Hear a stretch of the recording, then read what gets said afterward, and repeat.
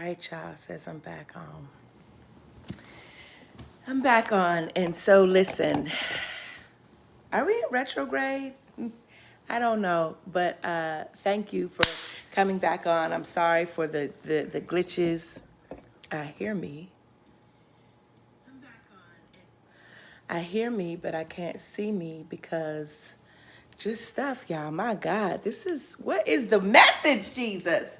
What is it in this season? My goodness, I don't know about you, but I'm having a WTF season. A WTF season. That's where I'm having a WTF season. April was a fool out. A fool out. A fool out. Just a full out, absolute, interesting, grief stricken month for me. We went to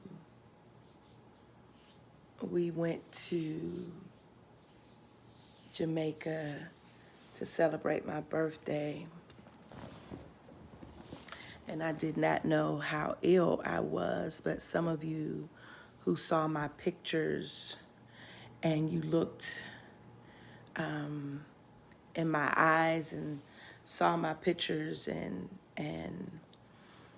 you said, you don't look like yourself, only to come back and not even make it to our home, but to head straight to the emergency room and where I would stay for the next 5 days, only to be released on Friday. And for my dear friend of 40 years, I see you all now, Ashe, for my dear friend of 40 years,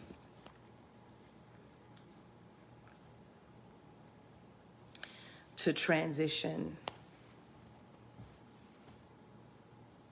from breast cancer, for then me to have to go home and to eulogize her was one of the hardest things I've ever had to do to date. To attempt to exercise, and while exercising, fall and have a bad sprain and now have on a boot. I couldn't make it up if I tried. I couldn't, to at the same time still promote the One Love Festival, which is happening here in Winston-Salem, June 17th and 18th.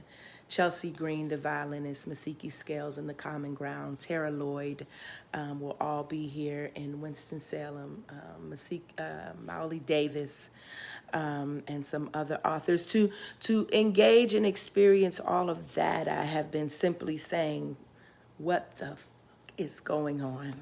What's happening? What is this? What is, you turn 51 and it seems like everything just started to fall apart. Things fall apart. And so what I was saying in the previous live was wondering, what is at the root of this dis-ease? Not a cause, not that God caused this and God is learning you, God is molding you, God is, breaking you so that God can remake you. That's not my theology. I can't stomach that kind of theology. It's not it's not conducive. It's not conducive to anything that God is breaking me down, or that God is breaking you down, so that you can know who God is. It's not. It's not the kind of God I'm interested in being in a relationship with, that God would need to see me hurting, that God would need to make me heard in order for me to believe or to worship. It is a very narcissistic, it is a very, and yet for folks who experience such breathtaking moments, such death-dealing circumstances, for those who are unable to give voice or articulate, who need something beyond, something out there to connect to or to believe in.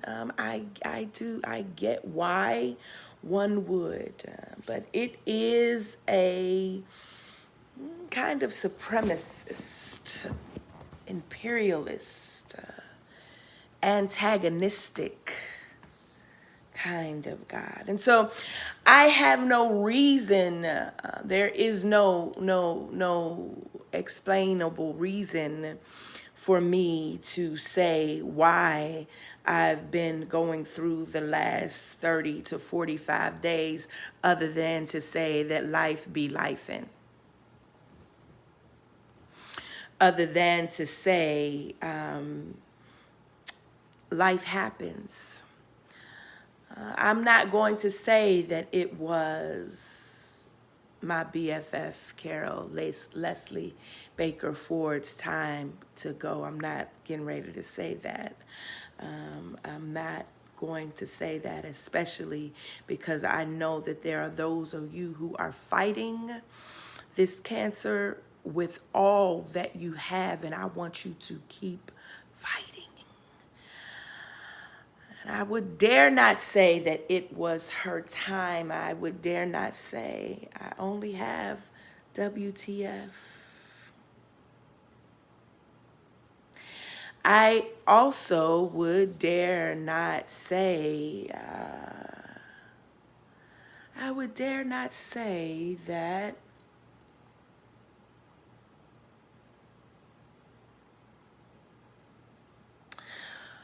what I would say is that in this moment of sit down,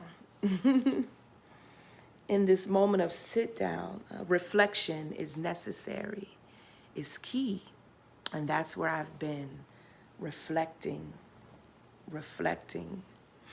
And I started saying about the book, You Can Heal Your Life, about this dis-ease. That the doctors told me that for the past 3 months, it is likely that my body has been severely out of tune, out of balance. Meaning it was not just something that happened and then I said, oh. The doctor said that our bodies mimic. When our bodies are experiencing dis-ease, our bodies mimic ease. Gee! That's what the doctor told me. That when our bodies experience dis-ease, the body will mimic ease for as long as it can. Y'all don't hear what I'm saying, Jesus. That my body, even though it was in dis-ease, was mimicking ease. Yes, Angel. My body was a meme. Until mimicry is no longer possible, and then the body has to give in to the disease. Jesus, my God, today. She said, ma'am, it is likely that you have been out of balance since January, February.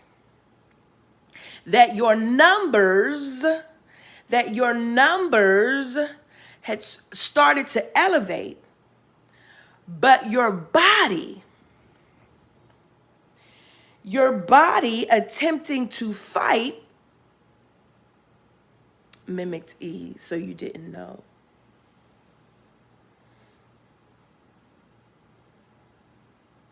Well, what caused a lot of this? Lifestyle, stress, which affects lifestyle. So in this text, and I'm going to get it so that I can read. I don't think Louise Bay is a black woman, but I'm going to make an exception on this because we can learn from many spaces.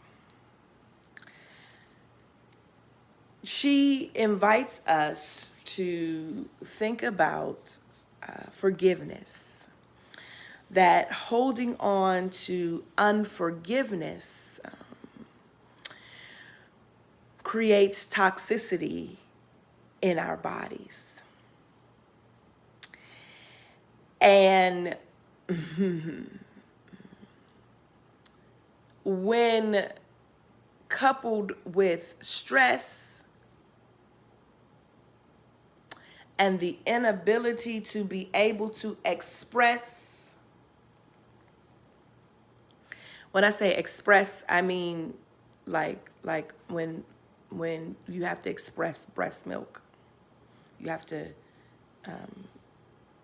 I don't know, for those of you who have breastfed, you become, when you don't express the milk from your breast, you become what is called engorged. And being engorged is painful. Just thinking about it, it's painful because something needs to come out, but it can't because it's blocked, right? And so you have to gently, you have to get some, put some cold cabbage leaves around your breast. You have to gently then to begin to press down so that the milk can come out. When you are unable then to express, I guess I just have the image of the body becoming engorged. And so, two people who called to pray with me. And one, I was just like, how'd you get my number? How are you calling me? I was so taken aback and grateful, but just was like, y'all who have reached out to me. I mean, I feel seen, and I needed to feel seen. But one of them said, you all know the book, The Body Keeps the Score. And she said to me, baby, your body has been keeping the score. What you've been holding, your body has been keeping the score.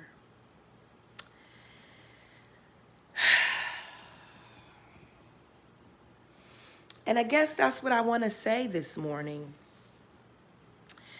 As I've been lingering in Hebrews 12 now, since we are surrounded by so great a cloud of witnesses, let us lay aside the weight and sin, it says, that affects us.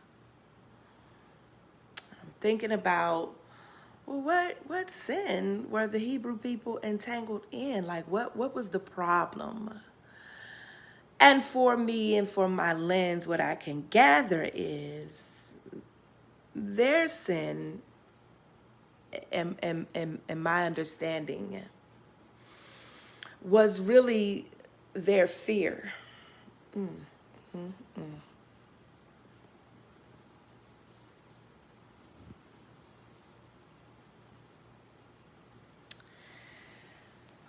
Y'all, Jesus, my God, today. It was their fear of discomfort.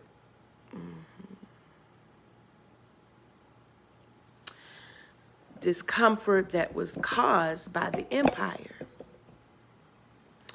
because they had been introduced to this alternative notion of collective living where the last would be first, where they would bring all of the things that they had together. They were doing something different. And they were being punished. They were being punished to the point of harm. Harm in the sense that the empire was playing dirty, was taking their land, was taking their loved ones, was violating their women, their children, was stealing from them, was making it hard for them to survive. And as a result, some of the Hebrew folk decided that this new way was too costly. It was too costly to live by. It was too costly to believe in. It was too costly, and it was not tangible enough. And so they had forgotten the earlier days when they were protesting in the streets. They had forgotten the earlier days when they were not scared to speak truth to power, when they had lost everything but still found joy in the idea that they were also instituting or living into this new reigndom where systems were going to change.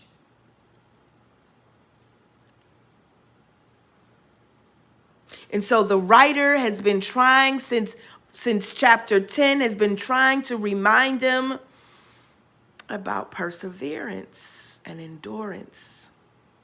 But the problem with this chapter, just walk with me for a few moments. The problem for me with this chapter is endurance. It is perseverance. This chapter 12. I don't have it in front of me, but for those of you who do, this chapter, it is about that endurance or perseverance for the writer equals discipline. And that God disciplines God's children because God loves us. And this discipline, meaning that we are to persevere, to go through.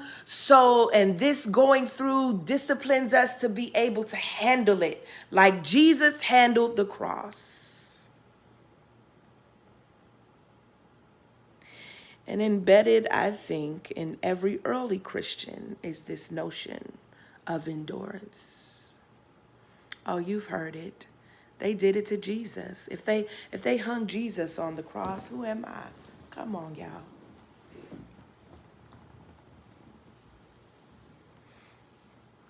And so when we have these WTF moments, instead of sitting there and just really screaming out WTF, we then go believe that this is some kind of Holy Ghost calisthenics. Is that the word? Is it calisthenics? Y'all know what I'm trying to say. Some kind of Holy Ghost high impact workout. Yeah. Instead of saying, what the fuck?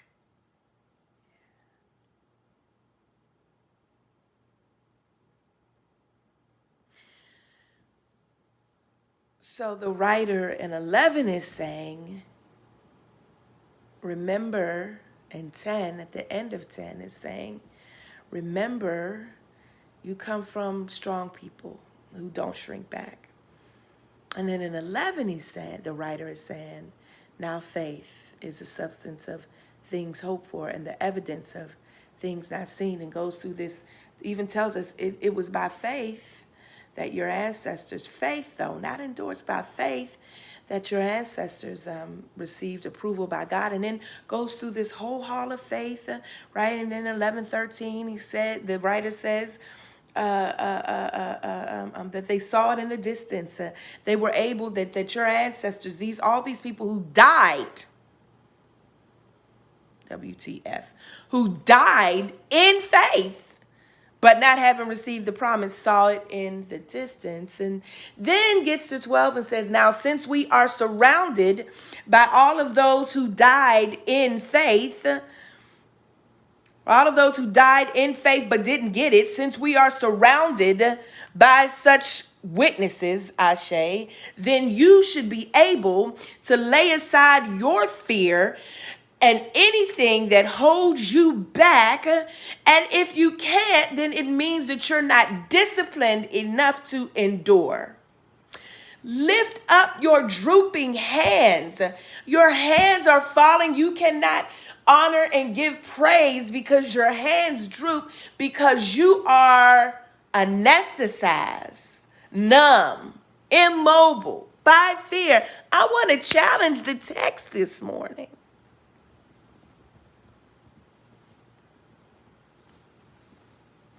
Or at least I want to reimagine what is understood by discipline.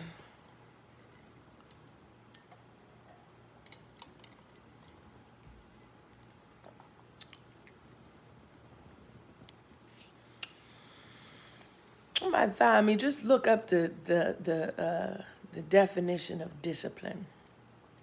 Somebody find that and just put it right here in the chat. I'm gonna wait for you to put it in the chat. The definition of discipline. Put it in the chat.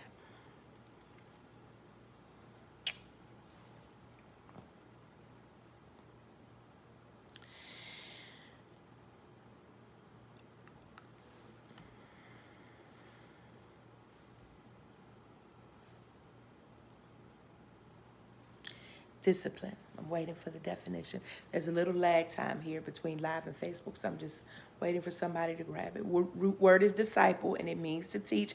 Come on.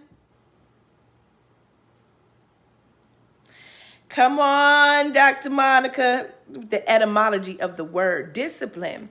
The practice of training people to obey rules or a code of behavior using punishment to correct disobedience. Context is important.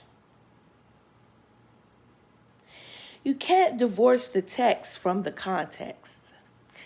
And if the writers were living in an age where the understanding where to bring people into a right way is to punish them, is to listen, then it is only fitting that the God, or the way that they talk about their God, is in the same way that those who don't believe in their God, or those who operate in empire, it is only fitting then that they would talk about God as the same way empire would understand crime and punishment. Ashe. And so when that gets passed down, when those beliefs get passed down in terms of how we train and how we teach, it is often in those two very problematic ways of knowing and being as punishment, right? Crime and punishment. So that if you cannot endure the punishment, then you are not able to be trained. Then you are not. Then you are not the best believer.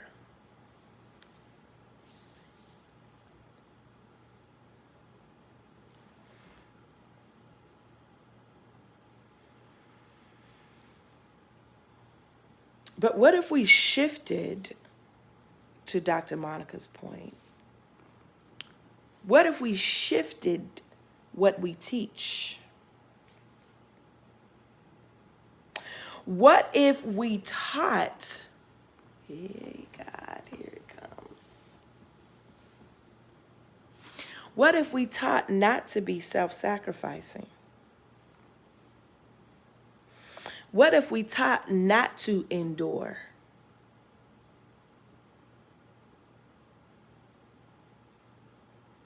What if we taught not to persevere when it hurts?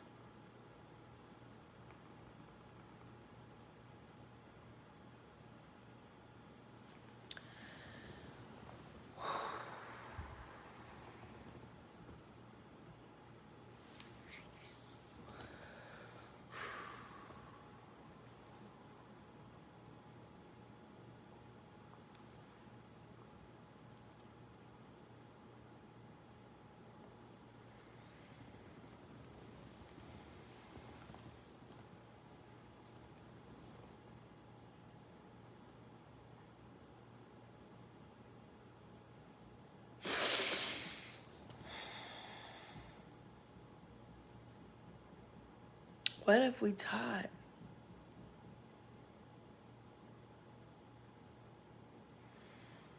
to not ignore the symptoms?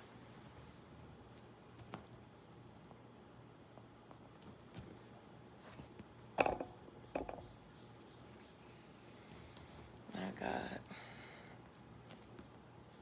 My God. My God. Would we get, I imagine we would have to also have a different cloud of witnesses.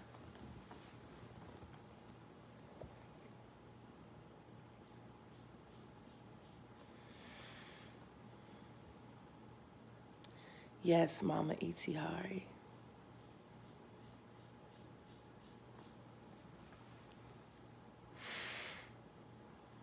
I miss you so much. Or we taught dedication. Ashe.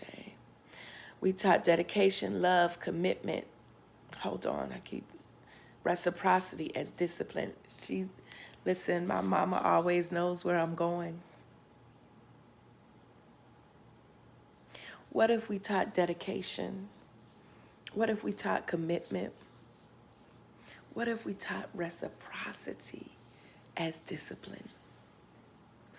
Who would be our great cloud of witnesses? I need you to type them right here in this chat. Who then would be our great cloud of witnesses? If we taught dedication, if we taught love, if we taught commitment, if we taught reciprocity as a discipline, type it now in the chat. Who?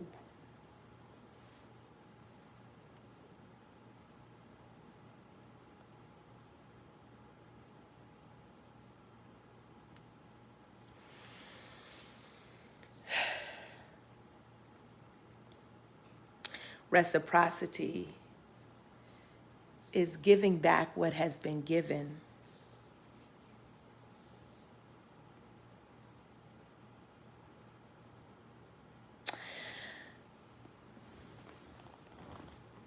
The other ways of teaching discipline for me yields resentment. Thank you, Maya. Thank you. Thank you, Jayla. Yeah, yields resentment. And resentment, there is really nowhere for resentment to go, to reside, to sit but in our bodies. Yeah. Resentment has no out unless we force it out.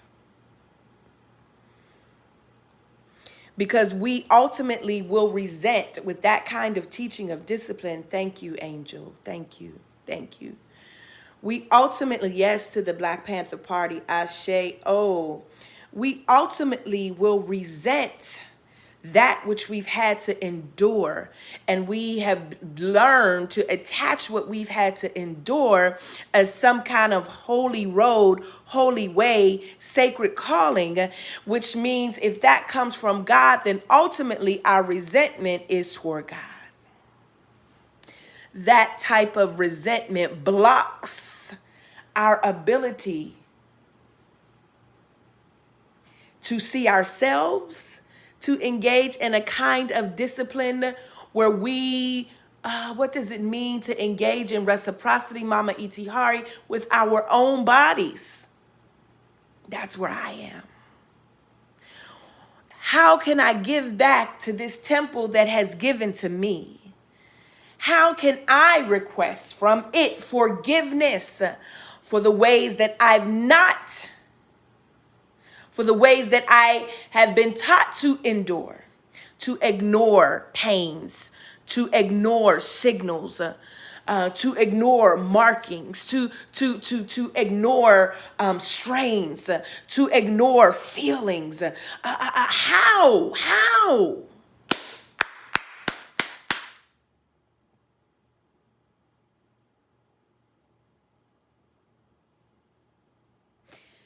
This message is not for everybody, but it's for somebody. Ashe, it's for somebody.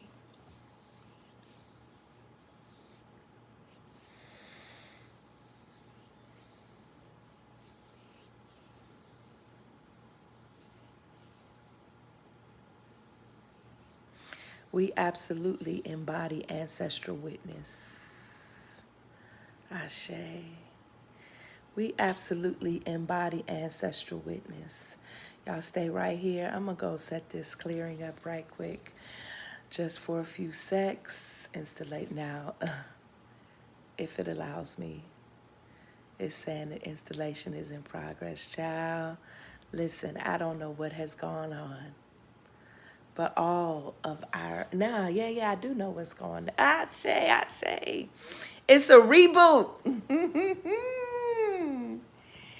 It's a reboot. It's a reboot. That's where we are. Now, since we are surrounded by such a great cloud of witnesses, let us lay aside the weight and sin. Come on. That so easily. Come on. Ooh, y'all today. Y'all today. Do you hear what I say? My God. My goodness. I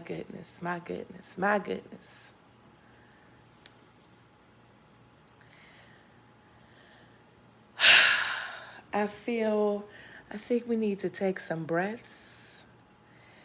And I'm going to do that over here.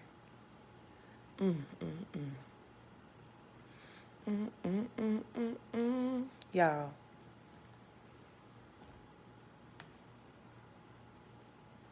Yes, not to be accessible when you need to rest. Ashe. Listen, I just put up the Zoom. You can speak. I just put up the Zoom. Okay. I got you. Melva, rest. Ashe, angel. I just put it up. That's it. That's the word. That is the word. Bless you. Oh my God. Y'all, and can I say this as I see some of you are giving, and I just want to say thank you that your blessings, your monetary blessings are sustaining us, are sustaining my family and I thank you because you don't have to do it.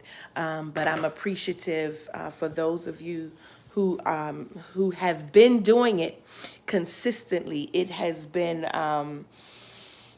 you represent God's faithfulness, Ashe, to all of us. So I just want to thank you. I'm gonna stop it here. I'm gonna go over to this clearing for exactly 30 minutes, if probably or less, just to see some of you in our space. I have placed the link right here in the chat. I don't know if I'm live on YouTube, but Natasha, if I am, or anybody, please place the link over there to our YouTube viewers. I want to say a final word before I go and admit everyone into the Zoom. For those of you who will not come over into the clearing, if you are coming to the One Love Festival, here in Winston-Salem on June 17th and 18th, and you want to get a good deal on a hotel, I want you to go to the Courtyard Marriott on University, Winston-Salem, the Courtyard Marriott on University in Winston-Salem, and the code is One Love Festival, right? To make your reservation on the 17th and the 18th. This week on Wednesday, everything will be live. The website will be live.